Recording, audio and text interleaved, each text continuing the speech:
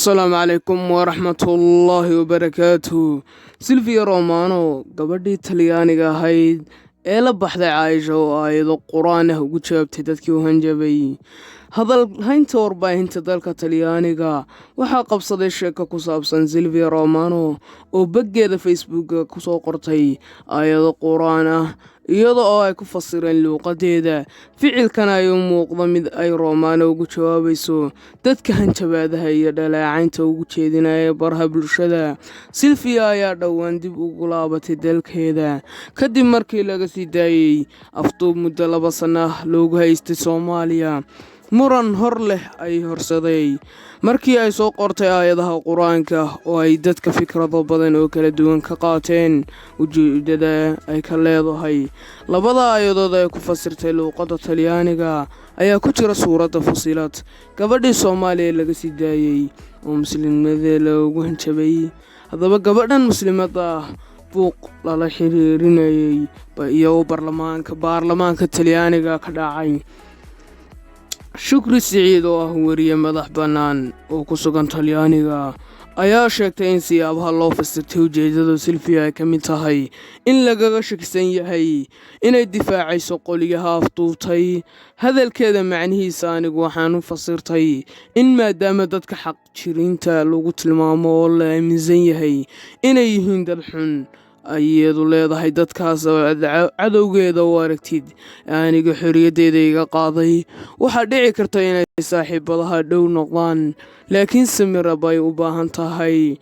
Marka waxaad meeshaas ka dhuuxaysaa inay iyada iyo nimankii haystay oo afduubnayd ka gudbinaysay xadkii qof loo haystay iyo qof haystaba. Wargeysyada ka soo baxa Talyaaniga ayaa aad u falanqeynaya talaabadan ugu dambeysay ee qaaday Silvia xilli markii hore u taagnaa muran xoog leh oo ka dhashay islaamnimadeeda. Maxkamad ku taalla dalka Talyaaniga ayaa dhowaan furtay baaritaan ku aadan hanjabaad ka dhan ah Silvia Romano sida ay u qortay wakaaladda wararka ee dowladda Talyaaniga ee ANSA.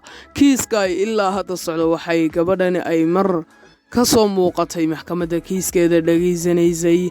Nacaybka Silvia loo muujinayay ayaa si weyn loogu faafiyey baraha bulshada. Waxay dad badani ku doodayaan inay khalad iyadu ay leedahay ama khaladka ay sii daysay iyadu iyo dadaalkii ay ku baxaysaba. Ciidamada sirdoonka Talyaaniga ayaa sheegay inay soo deynta gabadhaasi ay gacan ka geysteen dowladaha Soomaaliya iyo Turkigu. Silvia oo la baxday Caaisha ayaa si weyn loogu soo dhaweeyay markii ay ku laabatay Talyaaniga. Silvia ayaa markii ay dib ugu laabatay magaalada ay ka soo jeeday Milan waxaa lagu soo waramay inay la kulantay culays uga imaanaya dhinaca bulshada maadaama lagu dhaliilayo inay diinta Islaamka qaadatay xilli afduub loo haystay. Warbaahinta dalkaas ayaa soo tabisay in mar gurigeeda lagu tuuray quraarado. Guddiga bulshada muslimiinta ah ee magaalada Milan ayaa soo dhaweyn u sameeyay Caaisha waxayna ballan qaadeen inay difaaci doonaan rabitaankeeda. Laakiin fariin ay u dirtay ayay ugu sheegtay inaysan wax garab ah u baahnayn xilligan oo iyadoo ay isku filan tahay. Waxayna uga mahadcelisay jacaylka ay u muujinaysay dadkeeda.